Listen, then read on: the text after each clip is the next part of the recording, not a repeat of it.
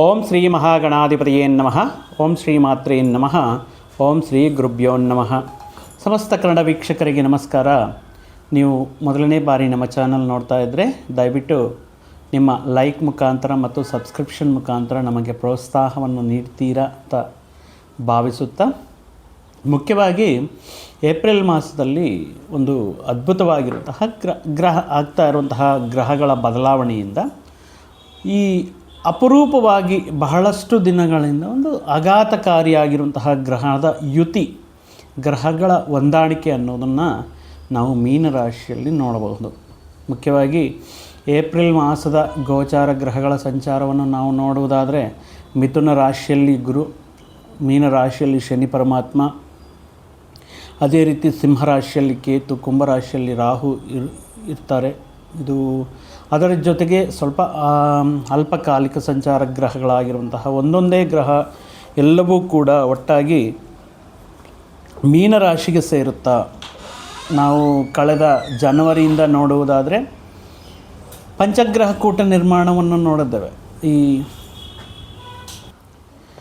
ಮಕರ ರಾಶಿಯಲ್ಲಿ ಪಂಚಗ್ರಹ ಕೂಟ ನೋಡಿದ್ದೇವೆ, ಕುಂಭರಾಶಿಯಲ್ಲಿ ನೋಡಿದ್ದೇವೆ. ಈಗ ಈ ಮಾಸದಲ್ಲಿ ಮೀನರಾಶಿಯಲ್ಲಿ ಪಂಚಗ್ರಹ ಕೂಟ ನೋಡಿದ್ದೀವಿ. ಆ ಪಂಚಗ್ರಹ ಕೂಟದಲ್ಲಿ ಮುಖ್ಯವಾಗಿ ಒಂದು ಆಘಾತಕಾರಿಯಾಗಿರುವಂತಹ ಯುತಿ ಕಾಂಬಿನೇಷನ್, ಡೆಡ್ಲಿ ಕಾಂಬಿನೇಷನ್ ನಾವು ನೋಡುವುದಾದರೆ, ರವಿ, ಕುಜ ಮತ್ತು ಇವರಿಬ್ಬರೂ ಕೂಡ ಶನಿ ಜೊತೆ ಈ ಹೊಂದಾಣಿಕೆ ಅನ್ನೋದು ಬಹಳಷ್ಟು ಅಗ್ನಿತತ್ವ ಗ್ರಹಗಳಾಗಿರೋದ್ರಿಂದ ಉಷ್ಣಾಂಶ ಅನ್ನೋದು ಅಧಿಕವಾಗಿರುತ್ತೆ, ತಾಪಮಾನ ಅನ್ನೋದು ಅಧಿಕವಾಗಿರುತ್ತೆ. ಬಿಸಿಲು, ವಿಪರೀತವಾಗಿರುವಂತಹ ಬಿಸಿಲು ಆಲ್ರೆಡಿ ನಾವು ಎಕ್ಸ್ಪೀರಿಯೆನ್ಸ್ ಮಾಡ್ತಾ ಇದ್ವಿ. ಇದಕ್ಕೆ ಮೀರಿ ಅದು ಉಷ್ಣೋಗ್ರತೆ ಅಥವಾ ಅಗ್ನಿ ಅವಘಡಗಳಾಗಬಹುದು ಅಥವಾ ವಿದ್ಯುತ್ ಅವಘಡಗಳಾಗಿರಬಹುದು. ಈ ರೀತಿ ವಿಷಯಗಳನ್ನು ನೀವು ಮುಂಜಾಗ್ರತೆ ಕ್ರಮಗಳನ್ನು ತಗೊಂಡು, ಅಧಿಕವಾಗಿ ಅವಶ್ಯಕತೆ ಇದ್ದರೆ ಮಾತ್ರ ನೀವು ಹೊರಗಡೆ ಹೋಗಲಿಕ್ಕೆ ಅಥವಾ ಪ್ರಯಾಣಗಳು ಮಾಡಲಿಕ್ಕೆ ಈ ಸಂದರ್ಭದಲ್ಲಿ ಪ್ಲ್ಯಾನ್ ಮಾಡಿಕೊಳ್ಳಿ. ಯಾಕಂದರೆ ವಿಪರೀತವಾಗಿರುವಂತಹ ತಾಪಮಾನದಿಂದ, ಸೂರ್ಯನ ಅಧಿಕ ಉಷ್ಣೋಗ್ರತೆಯಿಂದ ಏನಾಗುತ್ತೆ ಅಂದರೆ, ಈ ಕೆಲವೊಂದು ವಿಷಯಗಳಲ್ಲಿ ನೋಡಿ, ಈಗ ಕೆಲವೊಂದು ನ್ಯೂಸಲ್ಲಿ ವಿಪರೀತವಾಗಿರುವಂತಹ ಉಷ್ಣ ಅಂಶ ಜಾಸ್ತಿ ಆದಾಗ ಅಗ್ನಿ ಪರ್ವತಗಳೇ ಭ್ರಷ್ಟ ಆಗ್ತಾ ಇರುತ್ತೆ.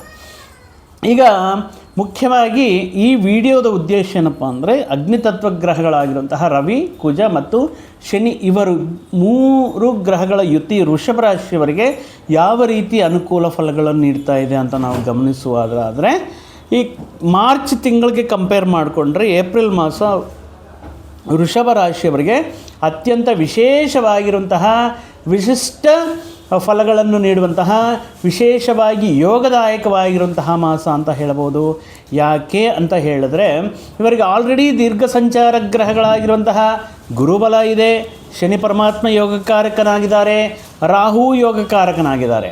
ಅದರ ಜೊತೆಗೆ ಈಗ ಲಾಭಸ್ಥಾನಕ್ಕೆ ಆಗಮನ ಆಗ್ತಾ ಇರುವಂತಹ ಕುಜ ಆಗಿರಬಹುದು, ಲಾಭಸ್ಥಾನದಲ್ಲಿರುವಂತಹ ರವಿ ಆಗಿರಬಹುದು, ಲಾಭಸ್ಥಾನದಲ್ಲಿರುವಂತಹ ಈ ಪರ್ಟಿಕ್ಯುಲರ್ ಆಗಿ ಬುಧ ಮಹಾಶಯ ಆಗಿರಬಹುದು, ಮತ್ತು 19ನೇ ತಾರೀಕು ನಂತರ ಶುಕ್ರ. ಒಟ್ಟಾಗಿ 9 ಗ್ರಹಗಳಲ್ಲಿ 8 ಗ್ರಹಗಳು ಅದ್ಭುತ ರೀತಿಯಲ್ಲಿ ಯೋಗಕಾರಕನಾಗಿ, ಅದು ಕೂಡ ಕೆಲವು ಗ್ರಹಗಳು ಲಾಭಸ್ಥಾನದಲ್ಲಿ ಯೋಗದಾಯಕವಾಗಿದ್ದು, ಈ ರವಿ ಕುಜ ಶನಿಯ ಸಂಚಾರ, ಲಾಭಸ್ಥಾನ ಸಂಚಾರ ಅನ್ನೋದು ವೃಷಭ ರಾಶಿಯವರಿಗೆ ಒಂದು ಉತ್ಕೃಷ್ಟವಾಗಿರುವಂತಹ, ಒಂದು ಅದ್ಭುತವಾಗಿರುವಂತಹ, ಒಂದು ಅದೃಷ್ಟಕರವಾಗಿರುವಂತಹ ಮಾಸ ಈ ಏಪ್ರಿಲ್ ಮಾಸ ಅಂತಲೂ ಹೇಳಬಹುದು. ಇಲ್ಲಿ 19ನೇ ತಾರೀಕು ರವಿ ಯಾವಾಗ ಮೇಷರಾಶಿಗೆ ಬರ್ತಾ ಇದ್ದಾರೆ, ರಾಶಿಯಲ್ಲೇ ಇರ್ತಾರೆ. ಇನ್ನು ವೃಷಭ ರಾಶಿಯವರಿಗೆ ನೋಡಿದ್ರೆ ಏಪ್ರಿಲ್ ಬಹಳ ಅದ್ಭುತವಾಗಿರುವಂತಹ ಮಾಸ. ಇನ್ನು ಒಟ್ಟಾಗಿ ಒಂದು ಉನ್ನತ ಸ್ಥಿತಿಯಲ್ಲಿ ಜಾತಕನನ್ನು ನೀಡುವಂತಹ, ಒಂದು ಉನ್ನತ ಸ್ಥಿತಿಗೆ ಜಾತಕನನ್ನು ಕರೆದೊಯ್ಯುವಂತಹ ಅವಕಾಶಗಳನ್ನು ಕೊಡುವಂಥದ್ದು. ನೋಡಿ, ತುಂಬ ದಿನಗಳಿಂದ ಅರ್ಥಪೂರ್ಣವಾಗಿ ಏನಾದರೂ ಪ್ರಯತ್ನಗಳನ್ನು ನೀವು ವೈಫಲ್ಯ ಅದರಲ್ಲಿ ಸಕ್ಸಸ್ ಆಗದೆ ಮಧ್ಯದಲ್ಲಿ ನಿಲ್ಲಿಸಿರುವಂತಹ ಸಂದರ್ಭಗಳಲ್ಲಿ ಇದು ಪರ್ಫೆಕ್ಟ್ ಟೈಮ್ ವೃಷಭ ರಾಶಿ ಜಾತಕರಿಗೆ ಅದನ್ನು ಮತ್ತೆ ಕೈ ಹಿಡಿದು ಅದರಲ್ಲಿ ಅದ್ಭುತ ರೀತಿಯಲ್ಲಿ ಸಕ್ಸಸ್ ಕಾಣೋದಕ್ಕೆ. ಈ ಸಂದರ್ಭದಲ್ಲಿ ವೃಷಭ ರಾಶಿಯವರ ಹಣಕಾಸಿನ ಆರ್ಥಿಕ ವಿಷಯಗಳಲ್ಲಾಗಿರಬಹುದು, ಕೌಟುಂಬಿಕ ವಿಷಯಗಳಲ್ಲಾಗಿರಬಹುದು, ಆರೋಗ್ಯ ವಿಷಯಗಳಲ್ಲಾಗಿರಬಹುದು, ಮತ್ತು ವೃತ್ತಿ ಉದ್ಯೋಗ ವಿಷಯಗಳಲ್ಲಿ ಬಹಳಷ್ಟು ಅವಕಾಶಗಳಿಂದ ಯಶಸ್ಸನ್ನು ಕೊಡುವಂತಹ ಒಂದು ಯೋಗದಾಯಕವಾಗಿರುವಂತಹ ಮಾಸ ಏಪ್ರಿಲ್ ಮಾಸ ವೃಷಭ ರಾಶಿಯವರಿಗೆ ಅಂತ ಹೇಳ್ಬೋದು. ಕುಟುಂಬದಲ್ಲಿ ಉತ್ತಮ ರೀತಿಯಲ್ಲಿ ಹೊಂದಾಣಿಕೆ ಅನ್ನೋದು, ಕುಟುಂಬ ಸದಸ್ಯರ ಮಧ್ಯೆ ಇವರ ಮಾತಿಗೆ ಒಳ್ಳೆಯ ರೀತಿಯಲ್ಲಿ ಗೌರವ ಮತ್ತು ಮಾತಿಗೆ ಬೆಲೆ ಸಿಗೋದು ಅನ್ನೋದು, ವೃತ್ತಿ ಉದ್ಯೋಗ ವ್ಯಾಪಾರಗಳಲ್ಲಿ ಬಹಳಷ್ಟು ಎಲ್ಲ ಕ್ಷೇತ್ರಗಳಲ್ಲಿ ತೊಡಗಿರುವಂತಹ ಈ ವೃಷಭ ರಾಶಿ ಜಾತಕರಿಗೆ ಈ ಏಪ್ರಿಲ್ ಮಾಸ ಅನ್ನೋದು ಬಹಳಷ್ಟು ಯಶಸ್ಸನ್ನು ನೀಡುತ್ತೆ. ಒಂದು ರೀತಿ ಪೂರ್ತಿ ಸ್ಥಾಯಿ ತೃಪ್ತಿದಾಯಕವಾಗಿರುವಂಥ ತೃಪ್ತಿಯನ್ನು ಹೊಂದುವಂತಹ, ಮನಸ್ಫೂರ್ತಿಯಾಗಿ ನಾನು ಎಕ್ಸ್ಪೆಕ್ಟ್ ಮಾಡ್ತಾ ಇರುವಂತಹ ಫಲಗಳು ಸಿಗ್ತಾ ಇದೆ, ನಾನು ಬಯಸಿರುವಂತಹ ವಿಷಯಗಳು ನಡೀತಾ ಇದೆ, ನಾನು ಕಷ್ಟಪಟ್ಟಿರುವಂತಹ ವಿಶೇಷವಾಗಿರುವಂತಹ ಫಲಿತಕ್ಕೆ ಪ್ರತಿಫಲ ಸಿಗ್ತಾ ಇದೆ ಅನ್ನುವಂತಹ ಒಂದು ಕಾಲ ವೃಷಭ ರಾಶಿಯವರಿಗೆ ನಿರ್ಮಾಣವಾಗಿದೆ.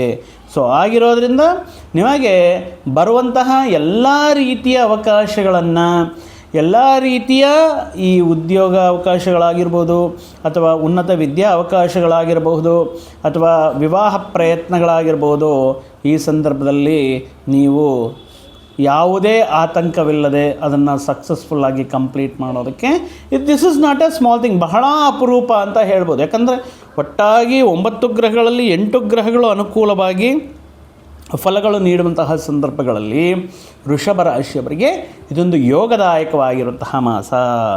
ಇನ್ನು ಯಾವ ರೀತಿ ಪ್ರಯತ್ನಗಳು ಮಾಡಬಹುದು?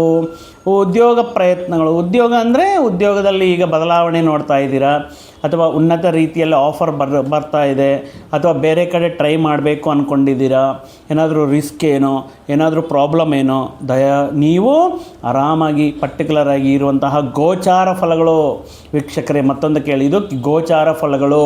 ಇದರ ಜೊತೆಗೆ ನಿಮ್ಮ ವೈಯಕ್ತಿಕ ಜಾತಕ ಚಕ್ರದಲ್ಲಿ ಅಥವಾ ವೈಯಕ್ತಿಕ ಜಾತಕದಲ್ಲಿರುವಂತಹ ಅಂತರ್ದಶೆಯಲ್ಲಿ ಕೂಡ ನಿಮಗೆ ಗ್ರಹ ಸ್ಥಾನಮಾನ ಅನುಕೂಲವಾಗಿದ್ದರೆ ಇದೊಂದು ಅದ್ಭುತವರ ರೀತಿಯಲ್ಲಿ ನಿಮಗೆ ಯೋಗದಾಯಕವಾಗಿರುವಂತಹ ಮಾಸ ಅಂತ ಹೇಳಬಹುದು. ಉದ್ಯೋಗದಲ್ಲಿ ಬದಲಾವಣೆಗಳಿಗೆ, ಉದ್ಯೋಗದಲ್ಲಿ ಎಲ್ಲಾದರೂ ಟ್ರಾನ್ಸ್ಫರ್ ಆಗಬೇಕು ಅಂತ ತುಂಬ ದಿನಗಳಿಂದ ವರ್ಗಾವಣೆ ಆಗಬೇಕು ಅಂತ ಮಾಡ್ತಾ ಇರ್ತೀರಂತಹ ಪ್ರಯತ್ನಗಳಿಗೆ ಸಂತೋಷದಿಂದ ಕೆಲವೊಂದು ಶುಭ ಕಾರ್ಯಗಳಲ್ಲಿ ಪಾಲ್ಗೊಂಡು ಅದರಲ್ಲಿ ಮುಖ್ಯವಾಗಿ ನೀವು ಅಂದ್ಕೊಂಡಿರೋ ಅಷ್ಟು ಅಂದರೆ ಗೌರವ ಮರ್ಯಾದೆಗಳಾಗಿರ್ಬೋದು, ನೀವು ಅಂದ್ಕೊಂಡಿರೋ ಮಟ್ಟದಲ್ಲಿ ಆ ಶುಭ ಕಾರ್ಯಗಳು ಈಡೇರುವುದಕ್ಕೆ, ಮದುವೆ ಪ್ರಯತ್ನಗಳಿಗೆ, ಸಂತಾನ ಪ್ರಯತ್ನಗಳಿಗೆ ಮತ್ತು ಈ ಸಂದರ್ಭದಲ್ಲಿ ನಿಮ್ಮ ಏನಾದರೂ ವ್ಯಾಪಾರಾದಿ ವಿಷಯಗಳಲ್ಲಿ ಬೇರೆ ಫ್ರಾಂಚೈಸಸ್ ಆರಂಭ ಮಾಡುವ ಮುಖಾಂತರ ಬೇರೆ ಪ್ರಾಂತಗಳಿಗೆ ಅಂದರೆ ಇತರ ಪ್ರದೇಶಗಳಿಗೆ ವಿಸ್ತರಣೆ ಮಾಡುವಂತಹ ಸಂದರ್ಭದಲ್ಲಿ, ರಾಜಕೀಯ ಕ್ಷೇತ್ರದಲ್ಲಿರುವಂತಹ ವ್ಯಕ್ತಿಗಳು ಯಾವುದಾದ್ರೂ ಒಂದು ಹುದ್ದೆ ಅಥವಾ ಸರ್ಕಾರಿ ಉದ್ಯೋಗಿಗಳು ಏನಾದರೂ ಒಂದು ಹುದ್ದೆ ಈ ರೀತಿ ಮಾಡುವಂತಹ ಪ್ರಯತ್ನಗಳು ಫಲಕಾರಿಯಾಗಿರುತ್ತೆ. ಇನ್ನು ನಿಮ್ಮಲ್ಲಿ ಟ್ಯಾಲೆಂಟ್ ಇರುತ್ತೆ, ಕ್ರಿಯೇಟಿವಿಟಿ ಇರುತ್ತೆ, ಶುಕ್ರ ಅಲ್ವಾ, ಸೃಜನಶೀಲತೆಗೆ ಈ cine media, TV, social media ಇತ್ಯಾದಿ ವಿಷಯಗಳಲ್ಲಿ ನಿಮ್ಮ ಈ ಪದಾರ್ಪಣೆ ಮಾಡುವುದಕ್ಕೆ, ಅದರಲ್ಲಿ ನೀವು ನಿಮ್ಮ ಪ್ರತಿಭೆಯಿಂದ ನಿಮ್ಮನ್ನು ನೀವು ಪ್ರೂವ್ ಮಾಡ್ಕೊಳ್ಳೋದಕ್ಕೆ, ಅದಕ್ಕೆ ಮಾಡಬೇಕಾಗಿರುವಂತಹ ಪ್ರಯತ್ನಗಳನ್ನು ಆರಂಭ ಮಾಡಲಿಕ್ಕೆ ಇದೊಂದು ಅದ್ಭುತವಾಗಿರುವಂತಹ ಸಮಯ. ಇನ್ನು ಹೊಸ ಪ್ರಾಜೆಕ್ಟ್ಸ್ ಬರ್ತಾ ಇದೆ, ಹೊಸ ಟೀಮ್ಗೆ ಮಾಡ್ತಾ ಇದ್ದಾರೆ. ಯಾವ ರೀತಿಯ ಇಷ್ಟು ದಿನಗಳ ಕಾಲ ಕಂಫರ್ಟಬಲ್ಲಾಗಿ ನಡ್ಕೊಂಡು ಹೋಗ್ತಾ ಇತ್ತು, ಈಗ ಹೊಸ ಪ್ರಾಜೆಕ್ಟ್ಸಲ್ಲಿ ನಿಮ್ಮನ್ನು ನೀವು ಪ್ರೂವ್ ಮಾಡ್ಕೋಬೇಕು ಅನ್ನುವಂತಹ ಸಂದರ್ಭಗಳಲ್ಲಿ ಏನೂ ಭಯ ಬೀಳಬೇಡಿ. ಇದು ಇನ್ ಕೇಸ್ ಈ ಟೈಮಲ್ಲಿ ನಿಮಗೆ ಯಾವುದಾದ್ರೂ ಒಂದು ಹೊಸ ಪ್ರಾಜೆಕ್ಟ್ ಅಥವಾ ಹೊಸ ಟೀಮ್ಗೆ ಸೇರಿಸ್ತಾ ಇದ್ದಾರೆ ಅಂತ ಹೇಳುವುದಾದರೆ ಇದೊಂದು ರೀತಿಯಲ್ಲಿ ನಿಮಗೆ ಮುಂದಿನ ದಿನಗಳಲ್ಲಿ ಸಕ್ಸಸ್ನು ಕೊಡುವಂತಹ, ಒಳ್ಳೆಯ ಸ್ಥಾನಮಾನವನ್ನು, ಗೌರವವನ್ನು ಕೊಡುವಂತಹ ಅವಕಾಶಗಳು ಅಂತ ತಿಳ್ಕೊಂಡು ಬಂದಿರುವಂತಹ ಪ್ರತಿಯೊಂದು ಅವಕಾಶವನ್ನು ನೀವು ಅದನ್ನು ಉಪಯೋಗಿಸ್ಕೊಳ್ಳೋದಕ್ಕೆ ಪ್ರಯತ್ನ ಮಾಡಿ.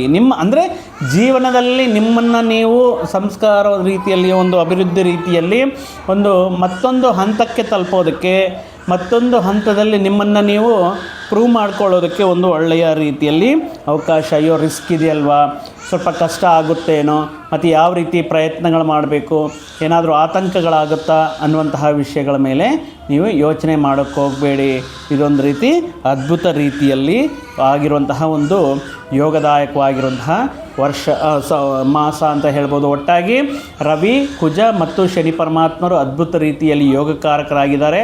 ಸೊ ಆಗಿರೋದ್ರಿಂದ ಈ ಮಾಸದಲ್ಲಿ ಮತ್ತಷ್ಟು ಶುಭ ಫಲಗಳಿಗೋಸ್ಕರ ಈ ಗ್ರಾಮ ದೇವತೆ ಆಗಿರ್ಬೋದು, ಶಕ್ತಿ ದೇವತೆ ಆಗಿರಬಹುದು, ಅಮ್ಮನವರ ಈ ಆರಾಧನೆ ಮಾಡೋದಾಗಿರ್ಬೋದು, ಕೇತುವಿನ ಅನುಗ್ರಹಕ್ಕೋಸ್ಕರ ಮುಖ್ಯವಾಗಿ ಗಣಪತಿ ಆರಾಧನೆ ಮಾಡುವುದಾಗಿರಬಹುದು, ಮಹಾಗಣಪತಿಗೆ ಈ ಗರಿಕೆಯಿಂದ ಪೂಜೆಯನ್ನು ಸಲ್ಲಿಸೋದ್ರಿಂದ ಮತ್ತಷ್ಟು ಶುಭ ಫಲಗಳನ್ನು ನೀವು ಪಡೆಯಬಹುದು ಅಂತ ಹೇಳ್ತಾ, ಮತ್ತೊಂದು ವಿಡಿಯೋ ಜೊತೆಗೆ ಮತ್ತೊಂದು ಆಸಕ್ತಿಕರ ವಿಷಯದ ಜೊತೆಗೆ ನಿಮ್ಮ ಮುಂದೆ ಮತ್ತೆ ಬರ್ತೀನಿ.